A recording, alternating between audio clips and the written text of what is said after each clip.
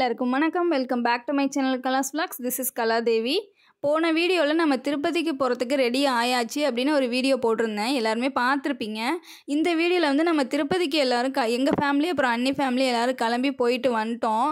So அங்கே நம்ம என்னென்னலாம் என்ஜாய் பண்ணோம், போகிற வழியில் என்னென்ன என்னென்ன இடம் பார்த்தோம், இதெல்லாம் வந்து ஒரு வீடியோவாக எடுத்து வச்சுருக்கேன். நான் வீடியோஸை எதையுமே எடிட் பண்ணவே இல்லை, ஜஸ்ட் வாய்ஸ் ஓவர் மட்டும்தான் கொடுத்துருக்கேன். ஸோ இங்கேருந்து போயிட்டு அங்கே ரீச் ஆகிட்டு திருப்பதிலேருந்து ரிட்டர்ன் வர்றது வரைக்கும் ஃபுல் அண்ட் ஃபுல் உங்களுக்கு நான் காமிச்சிருக்கேன். இன்ட்ரெஸ்டிங்காக இருக்கும், நீங்களுமே பாருங்கள். உங்களுக்கும் திருப்பதி போகிறதுக்கு ஒரு ஐடியா கிடைக்கும், இந்த பிளேஸ்க்கெலாம் நம்மளும் போகலாம் அப்படின்னு ஒரு ஐடியா கிடைக்கும். ஸோ ஃபுல்லாக பார்க்கலாம், வாங்க வீடியோக்குள்ளே போகலாம். வீட்டிலேருந்து கிளம்புறதுக்கு ஒரு 11:30 to 12 ஆகிடுச்சு. ஸோ நியர் திருத்தணி நாங்கள் லஞ்சுக்காக கார் ஸ்டாப் பண்ணி ஒரு பார்க் இருந்தது, அதுக்கு முன்னாடி உட்காந்து எல்லாம் லஞ்சு சாப்பிட்டுக்கிட்டோம். அந்த பார்க்கு யாரோட பார்க் அப்படின்னா சைதை துரைசாமி இருக்கார்ல, அவரோட பார்க்கு. அவங்க பையன் பேர் தான் அதுக்கு வச்சுருக்காங்க, வெற்றி தோட்டம் அப்படின்னு சொல்லிட்டு. அவங்க யார் அப்படின்னா உங்கள் எல்லாருக்குமே தெரிஞ்சிருக்கும், ரீசெண்டாக இறந்தாங்க இல்லையா ஒரு கார் ஆக்சிடெண்ட்டில், அவங்களோட பார்க்கு தான் இது. ஸோ அதுக்கு முன்னாடி உட்காந்து சாப்பிட்டோம். அட்மாஸ்பியர் சூப்பராக இருந்தது. அங்கே நிறையா மங்கீஸ்லாம் வந்திருந்தது. எங்கள் அண்ணி பசங்க எல்லாம் பார்த்து விளையாடிட்டு ஜாலியாக என்ஜாய் பண்ணிட்டு இருந்தாங்க. ஸோ சாப்பிட்றதுக்கு ஒரு நல்ல இடம் கிடச்சிது எங்களுக்கு.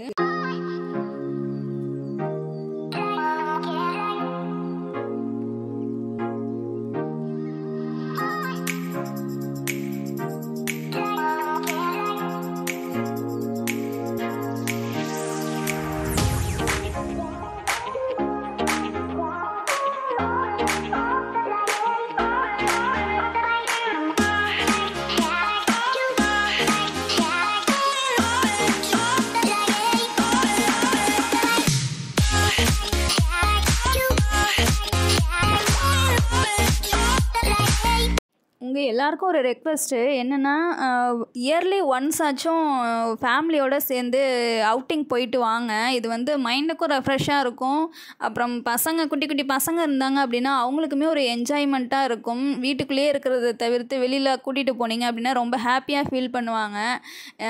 ஒரு என்ன சொல்கிறது, ஒரு பாசிட்டிவாக இருக்கும் எல்லாருக்குமே. ஸோ நீங்களும் ட்ரை பண்ணுங்கள், கண்டிப்பாக கூட்டிகிட்டு போங்க.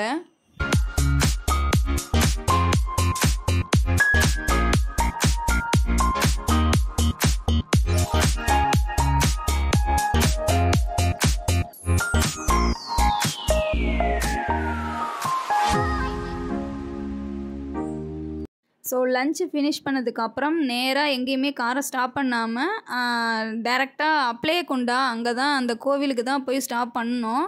போகும்போது அந்த கோவில் பார்த்துட்டு போகலாம் அப்படின்னு சொல்லிட்டு. அதுவும் பெருமாள் கோவில் தான். பெருமாளோட தரிசனம் சூப்பராக கிடச்சிச்சு எங்களுக்கு. ரொம்பவே அழகாக இருந்தார் பெருமாள் பார்க்குறதுக்கு. இதுவும் ஆந்திராவில் ஒரு ஸ்பெஷலான கோவில் தான், நல்ல பெரிய கோவிலாக இருந்தது.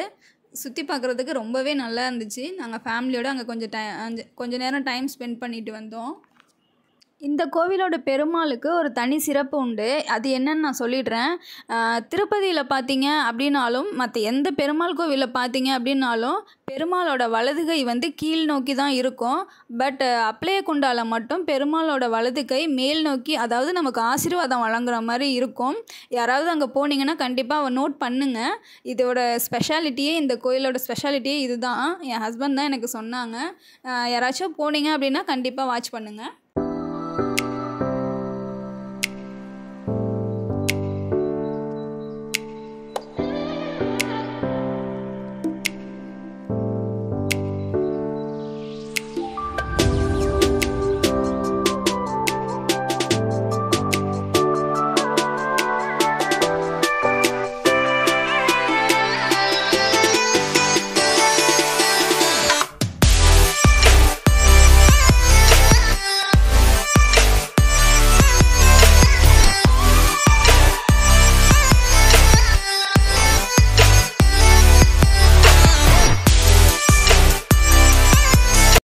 எல்லோரும் ஏன் மேலே பார்க்குறாங்க அப்படின்னு எல்லோரும் கண்டிப்பாக யோசிச்சிருப்பீங்க. அங்கே உள்ளே வந்து ஒரு மாமரம் இருந்தது. அது ஃபுல்லாக மாங்காய் நிறையா காய்ச்சிருந்தது. நாங்கள் அந்த அப்ளைகொண்டா போகிற வழி ஃபுல்லாக மாந்தோப்பு நிறையா இருந்துச்சு. அது பார்க்குறதுக்கே ரொம்பவே சூப்பராக இருந்தது. இப்போ சீசன் வேறையா, அதனால் மாங்காய் நிறையா காய்ச்சி தொங்கியிருந்தது. அதுவும் டிஃப்ரெண்ட் வெரைட்டிஸ் ஆஃப் மாங்காய்லாம் நிறையா காய்ச்சிருந்தது. ஸோ இங்கேயும் இருக்குதே அப்படின்னு சொல்லிட்டு எல்லாம் ஆச்சரியமாக பார்த்தாங்க. கோயிலுக்குள்ளே கூட மாங்காய் மரம் வச்சுருக்காங்க அப்படின்னு பார்த்தாங்க. நெக்ஸ்ட்டு அதை முடிச்சுட்டு நாங்கள் அப்ளைகொண்டாலேருந்து திருப்பதி போகிற வழியில் ஒரு வில்லேஜ், அந்த அப்ளைகொண்டாலேயே தான் கொஞ்சம் தூரத்துலேயே ஒரு வில்லேஜ் இருந்தது. அங்கே வந்து நிலக்கடலை அப்படி இல்லைன்னா வேர்க்கடலை அப்படின்னு சொல்லுவாங்கள்ல, அது வந்து விளைச்சல் போட்டிருந்தாங்க. அதை கலெக்ட் பண்ணி அந்த வேர்க்கடலையை வந்து தனியாக எடுப்பாங்க. அதை அடித்து எடுக்கிறாங்க. அதுக்கு அடியில் ஒரு பள்ளம் தோண்டி அதை அடித்து தனியாக வேர்க்கடலை எடுக்கிறாங்க. இதை பார்க்குறதுக்கே எங்களுக்கு ரொம்பவே எக்ஸைட்மெண்ட்டாக இருந்தது. அதனால் காரை நிறுத்திட்டோம். உள்ளேயே போயிட்டு கொஞ்சம் வேர்க்கடலை தாங்கன்னு வாங்கிட்டு வந்தோம். எங்களுக்காக அவங்க நிறைய கொடுத்து விட்டாங்க. ஆளுக்கு ஒரு கைக்கு கொடுத்து விட்டாங்க. நான் வேர்க்கடலை அப்புறம் அந்த நேச்சரை வீடியோ எடுக்கிற ஆர்வத்தில் இருந்தேன். பார்த்தா காருக்கு பக்கத்தில் பாம்பு போயிட்டு இருந்துச்சான். எல்லோரும் அதை தான் சுற்றி பார்த்துட்டு இருந்தாங்க. எனக்கு அது கூட தெரியல. அப்புறம் அங்கேருந்து கார் எடுத்துகிட்டு நேராக திருப்பதிக்கு ரீச் ஆயாச்சு. போகிற வழியில் பார்த்தாலே தெரியுதா, பெரிய பெரிய மலையாக இருந்தது. என் அண்ணி பொண்ணு திருப்பதிக்கு ரீச் ஆயாச்சு அப்படின்னு சொல்லிட்டு கோவிந்தா கோவிந்தா அப்படின்னு சொல்லிக்கிட்டே வந்தா. காமெடியாக வருமா இறங்கும் போதா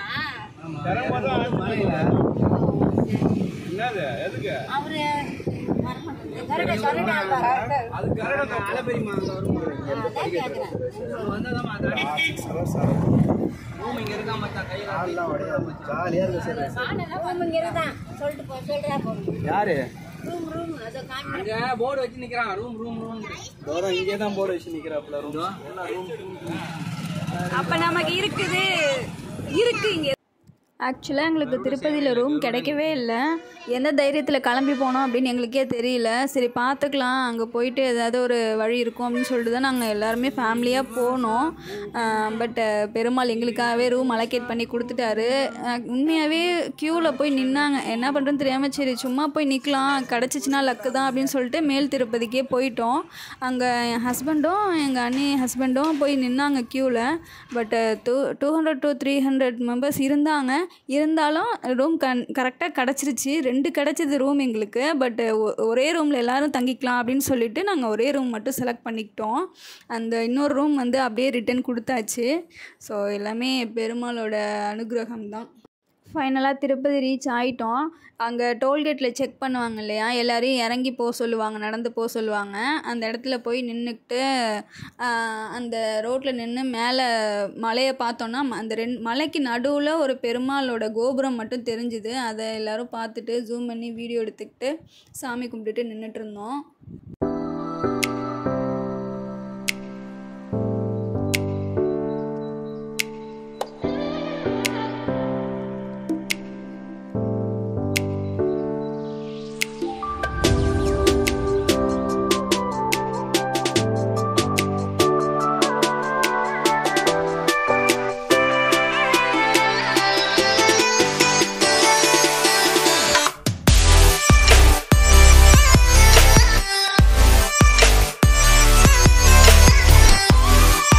நீங்களும் யாராவது டிக்கெட் வந்து ஆன்லைனில் புக் பண்ணி ரூம் கிடைக்கல அப்படின்னா அதுக்காக ஃபீல் பண்ண வேண்டாம். டைரெக்டாக கிளம்பி போங்க. பட் வந்து அந்த சீசன் டைமில் போனீங்கன்னா எனக்கு அது சரியாக சொல்ல தெரியல. இந்த டைம் நாங்கள் கிளம்பி போனதில் வந்து எங்களுக்கு ரூம் கிடச்சிது. ஸோ அதனால என்ன சொல்ல வரேன் அப்படின்னா, டிக்கெட் உங்களுக்கு ஆன்லைனில் புக் பண்ணியும் கிடைக்கல அப்படின்னா நீங்கள் தைரியமாக கிளம்பி போங்க. டைரெக்டாக அதுவும் கார் வச்சுருக்கீங்க அப்படின்னா இன்னும் பெட்டர் தான். நேராக மேல் திருப்பதிக்கு போயிட்டு அங்கே போய் ஜஸ்ட்டு க்யூவில் நில்லுங்க. அவங்க என்ன சொல்கிறாங்களோ அதுக்கப்புறமா நீங்கள் டிசைட் பண்ணுங்கள். நாங்களுமே எங்களுக்கு தெரிஞ்சவங்கக்கிட்ட ஆன்லைனில் கிடைக்கல அப்படின்னு சொன்னோன்னே நாங்கள் தெரிஞ்சவங்கக்கிட்ட அங்கே திருப்பதியில் எங்களுக்கு யார் தெரியுமோ அவங்கக்கிட்ட எல்லாத்தையும் விசாரித்ததில் ரூம்லாம் கிடைக்க சான்சஸே இல்லை அப்படின்னு தான் சொல்லாங்க. நாங்கள் ஆனால் தைரியமாக கிளம்பி போனோம். பட் நின்னதில் ஒரு 1/2 an hourலேயே எங்களுக்கு ரூம் அலோகேட் ஆகிடுச்சு. ஸோ நீங்களும் அதே மாதிரியே நீங்கள் கிளம்பி போய் ட்ரை பண்ணி பாருங்கள், கண்டிப்பாக இருக்கும்.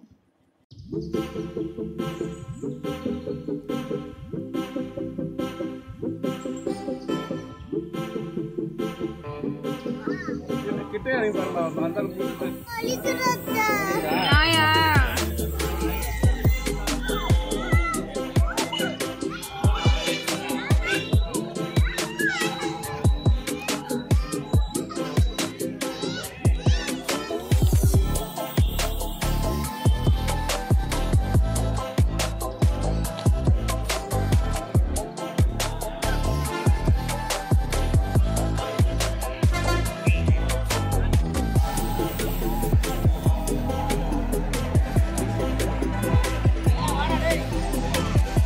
ஃபைனலாக ரூம் கீ வாங்கினதுக்கப்புறம் எல்லோரும் ரூமுக்கு வந்துட்டோம். ஸோ செம்ம டயர்டாக இருந்துச்சு.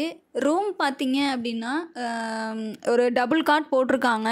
அப்புறம் கீழே கொஞ்சம் ஸ்பேஸ் இருக்குது. ரொம்ப குட்டியும் இல்லை, ரொம்ப பெருசும் கிடையாது. பட்டு எங்களுக்கு ஓகேவாக இருந்தது. நாங்கள் மேலே 4 பேர் படுத்துக்கிட்டாங்க. அதாவது 2 பெரியவங்க 2 குட்டி பசங்க படுத்துக்கிட்டாங்க. அப்புறம் கீழே நாங்கள் 4 பேர் படுத்துக்கிட்டோம். ஸோ எங்களுக்கு கம்ஃபர்டபுளாக இருந்தது. எங்களுக்கு ஒரே இடத்துல எல்லோரும் இருக்கணுமே அப்படின்னு சொல்லிவிட்டு நாங்கள் ஒரு ரூம் வந்து வேணாம் அப்படின்னு சொல்லிட்டோம். நாங்கள் எடுத்திருந்த ரூமுக்கு வெளியில் இடம் நல்ல ஸ்பேஷியஸாக இருந்தது. ஸோ ரூம்குள்ளே இருக்கிற டைம் போக மீதி டைம் வந்து வெளியில் போய் கொஞ்சம் நேரம் அங்கே சிமெண்ட்டில் சீட் மாதிரி கட்டி வச்சுருந்தாங்க. அந்த இடத்துல போய் உட்காந்துட்டு இருந்தோம். அது ஏதோ ஒரு கம்ஃபர்டபுளாக இருந்தது. அன்னைக்கு நைட்டு அங்கே ஸ்டே பண்ணிவிட்டு மறுநாள் காலையில் எழுந்து சீக்கிரமாகவே எழுந்து மாமா, எங்கள் அத்தை, நான் 3 பேருமே, மாமாவும் அத்தையும் மொட்டை போட்டுக்கிட்டாங்க.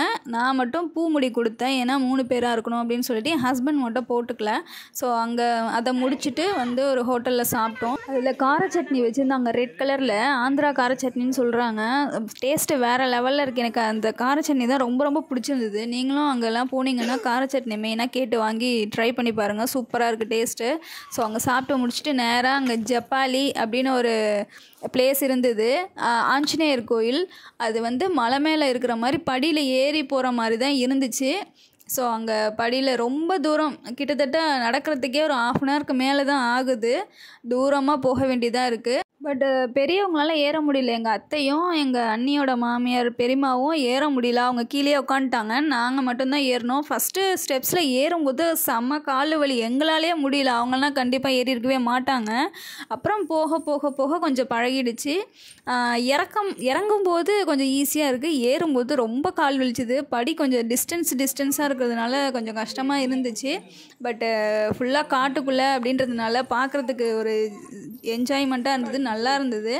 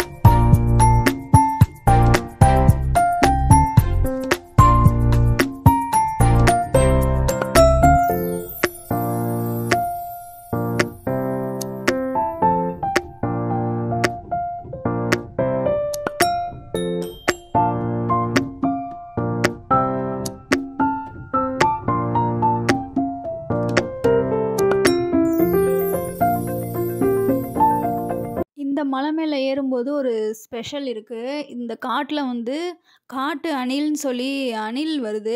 நார்மலாக அணில் நம்ம பார்த்துருப்போம், மேலே கோடு மாதிரி இருக்கும், குட்டியாக இருக்கும் இல்லையா? இந்த காட்டு அணில் வந்து ரொம்ப பெருசாக இருந்துச்சு. ஆனால் அது தேங்காய்லாம் நல்லா சாப்பிடுது. அங்கே இந்த காட்டு அணிலுக்காக நிறைய தேங்காய்லாம் எடுத்துகிட்டு வந்து போடுறாங்க. அது நல்லா சாப்பிட்டுட்டு இருந்துச்சு. ஸோ ஜப்பாலி ஆஞ்சநேயர் கோயில் பார்த்து முடித்ததுக்கப்புறம் பாபா விநாசம் அப்படின்னு ஒரு பிளேஸ் இருக்குது சுற்றி பார்க்குறதுக்கு. அங்கே போய் கார் ஸ்டாப் பண்ணிக்கிட்டோம்.